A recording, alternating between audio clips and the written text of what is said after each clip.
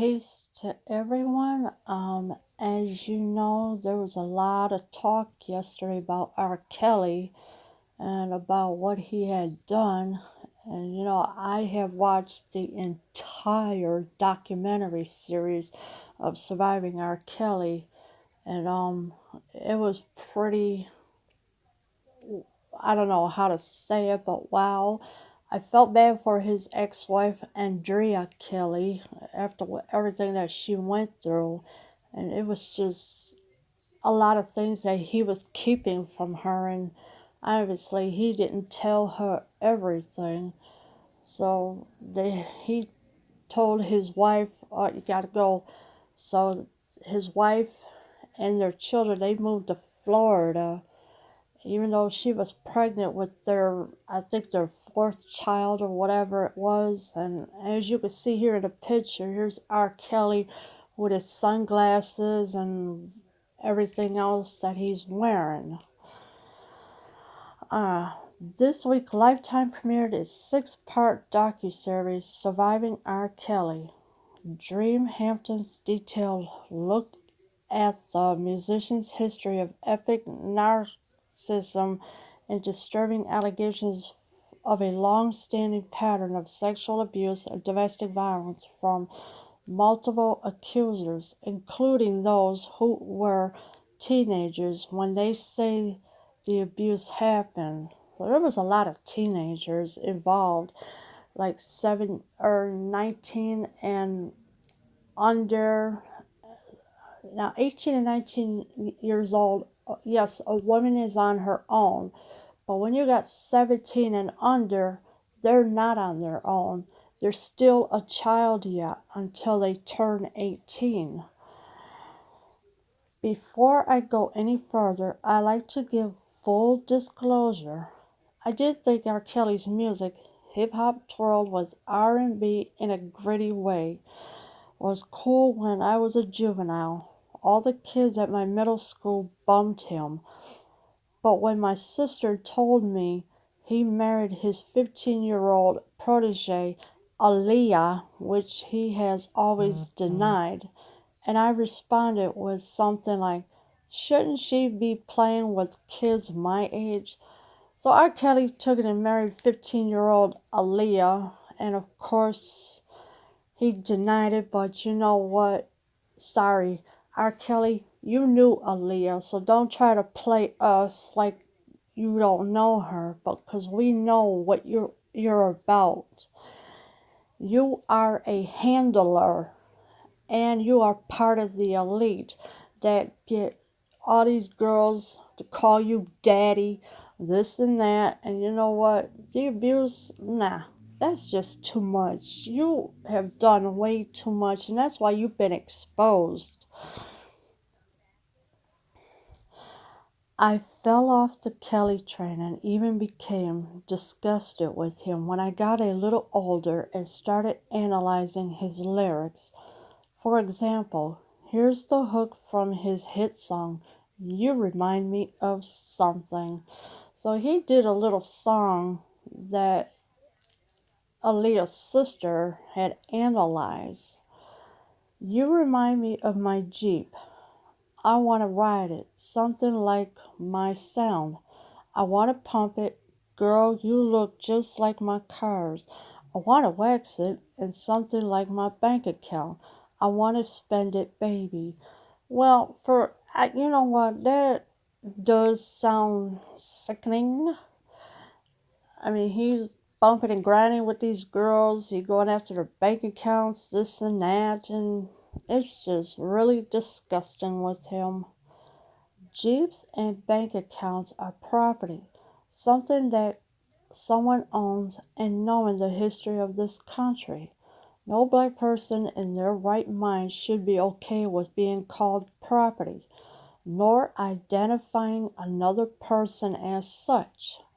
The idea of comparing black women like my mother, who risked her life to bring me into this world, or my fiance, whom I couldn't even begin to imagine a life without, is beyond crazy, psychotic even. So the signs were there in the songs that abuse allegations against Kelly carried weight, but his friends and family, along with the media, the music industry, and his loyal fans, fumbled the ball over and over again. So he has really failed on a lot of parts. Like, you know, the media never picked up on this. The music industry, well, you can't really trust them because it's turned evil like it has been for decades. Music is not what it used to be anymore because now the elite has taken over the music industry and they are putting out there what these men should do to women, and that's unacceptable. Nobody should ever have to go through this. Surviving R. Kelly is an extremely important piece of reporting, and the number of survivors, family members, former businesses, associates, and people close to Kelly who share close and personal stories about his years of addiction, manipulation, and alleged abuse of women and girls will be eye-opening to those who haven't followed the details of Kelly coverage across 2 decades.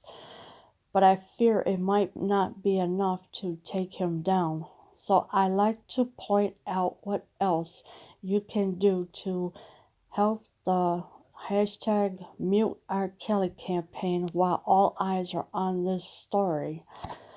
So there was a lot of girls that were abused and they called him daddy, which that's unacceptable because these girls have real mothers and real fathers.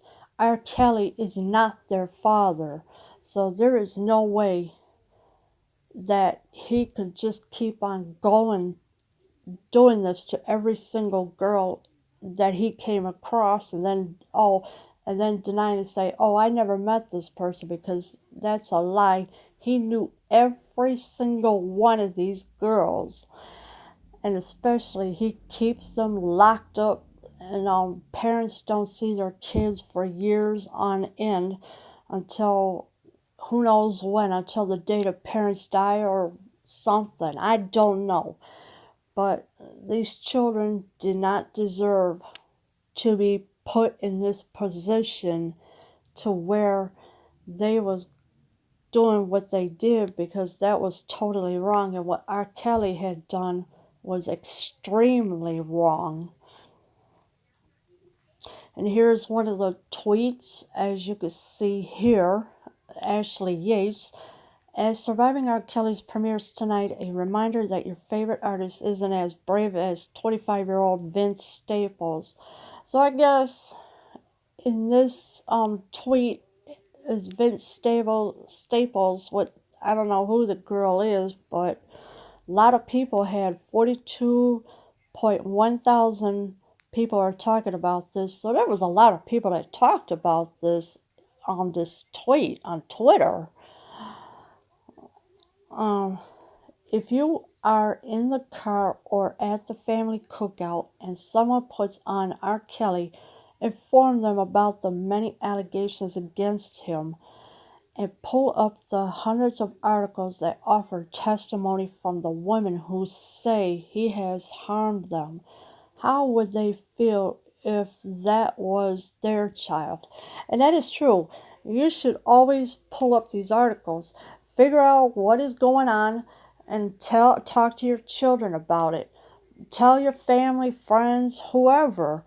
Let them understand what is going on with them, and let them know that this is unacceptable by R. Kelly for what he has done. Most streaming sites, including Apple Music and Tidal, still play Kelly's music, and on Spotify, streams of his music even increased by 16% after Surviving R. Kelly premiered. Well, that's a lot. 16% on Spotify, Tidal, and Apple. That is a lie. But Pandora had pulled his music because they didn't want to promote him no more. They got tired of it, and so they said, "Well, we're gonna pull R. Kelly out." So that's what they did. Convince every person you know to unsubscribe until they remove Kelly's music, and let the platforms know why. The best way to gut a predator or to put a stop to unchecked narcissistic behavior is to snatch away their money, because without it they can't function. So yeah, it's good that you unsubscribe to this, and until he is put out of commission with his music, because you cannot just keep supporting somebody that is a pedophile. I mean, seriously, supporting a pedophilia? No, that's unacceptable.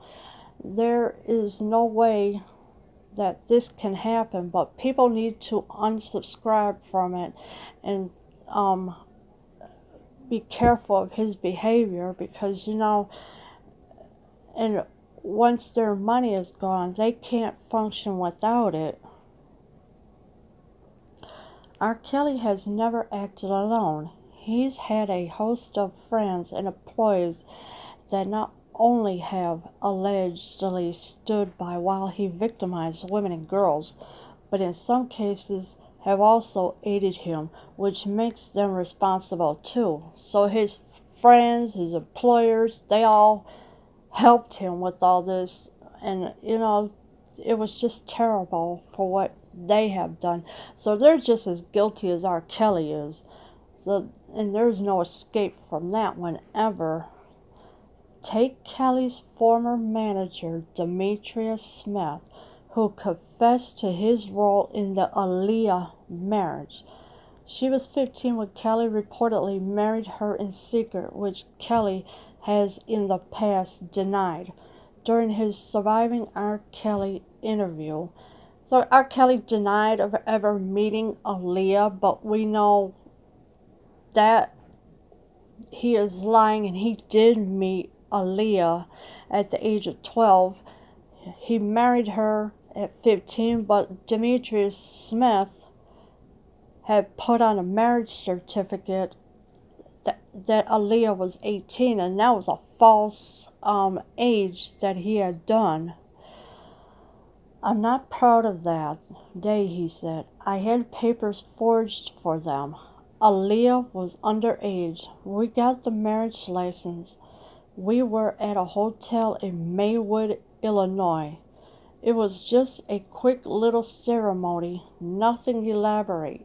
Aaliyah didn't have a white dress. Robert didn't have on a tux. Just everyday wear." Robert said, "I do." Him and Aaliyah. So Aaliyah and R. Kelly said, "I do." Demetrius Smith feels guilty for what he has done, and it's just wrong what they did. You forge marriage certificates. That is not right either. Aaliyah looked worried, scared. Smith continued. "She was worried and scared. I wanted so much to grab Aaliyah and talk to her.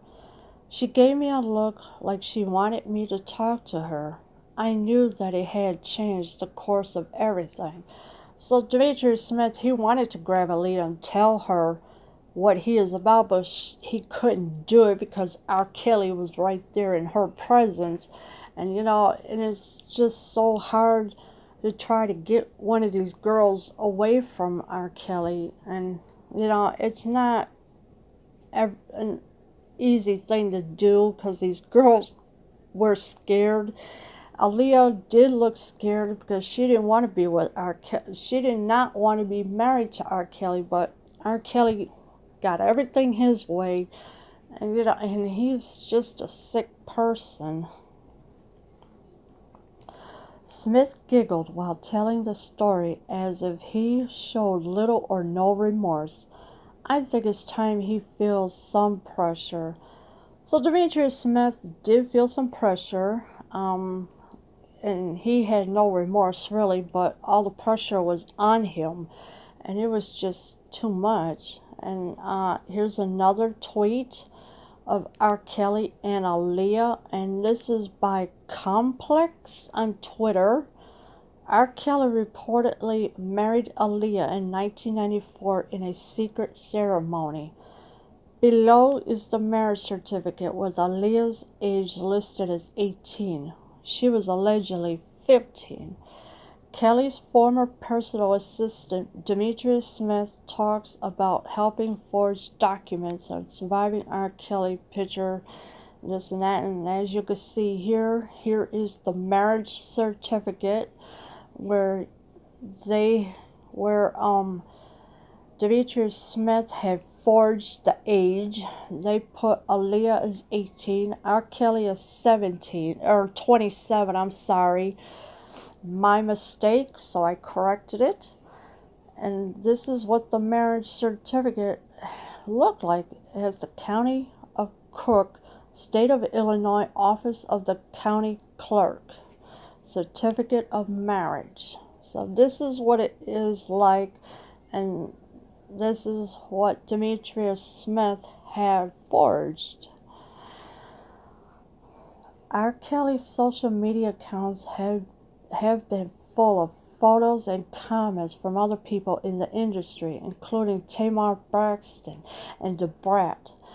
Their mentions, comments, and emails should full of messages on how wrong it is for them to be publicly supporting Kelly over his many accusers. Ditto for his high-profile past collaborators who refuse to speak out now. The promoters and bookers who continue to bring Kelly out to perform should be held accountable as well. So all these promoters and everything else, they should be held accountable for what he is.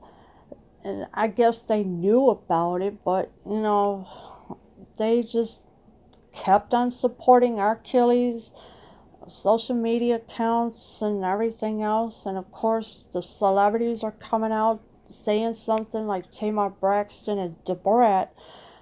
Yeah, they're gonna say something on his photos and everything. R. Kelly clearly needs professional help. If he's not going to jail, then I hope his friends, family, or the people who claim to love him can at least try to get him into some type of treatment program where his multiple problems can be sorted out before more women suffer in the future. Well, obviously, R. Kelly is claiming, oh, I can't be touched. Well, guess what? He was touched to a court, and they um they got him on charges for child pornography, but obviously the jury has set him free by making him not guilty. And that who knows what other charges there was after. Oh yeah, there might have been charges of abuse and whatever else there was along with it. But he does need help, but obviously he's not going to get it because he's going to keep doing what he's doing and not care about anybody at all except for himself. And as long as these girls are going to keep calling him daddy, which that is wrong, because R. Kelly is not their father. Parents are having a hard time trying to get these children away from him. Some will leave and some won't. Like Joycelyn, for one. TMZ, they did a story on her. Then one of the other girls, when she went into the hotel room, she saw Joycelyn sitting there on the bed, I guess, or whatever, and she said, "Oh, you must be the girl that from TMZ and that." And Joycelyn said, "Yes." So R. Kelly have kept Joycelyn from her parents for 3 years. Now that's a lot of years. I mean, her parents don't know what is going on with her. R. Kelly, he doesn't care what the parents think. He just wants to only care about himself because he wants the attention. And sooner or later, all these girls are going to get tired of him. Most of them did speak out, most of them did not. The ones that did not speak out, they're going to come after him no matter what. It don't matter if he's untouchable, because he can be touched by putting him in jail or do something with him, because he don't deserve to be in this music business at all. And music industry is evil. It's run by the elites, and it's just way too much for everything. Hopefully, one day he will go to jail. But if not, well, I don't know if professional help will help him or not, but that all depends on what is going to happen to him. Eventually, something is going to happen, because God don't like evil and God don't like ugly, and obviously, this is where R. Kelly is going to be condemned to the ring of fire when God comes, because he's only going to pick like 144,000 people to go up to heaven, and while the evil gets wiped away, there's just won't be nothing left but all good people, while the evil goes to the ring of fire permanently. And R. Kelly will be one of them, and hopefully one day this earth will have peace, but if not, we don't know. We are not the judges, only God is the judge, jury, and executioner himself, and only he can judge who is going and who is not going.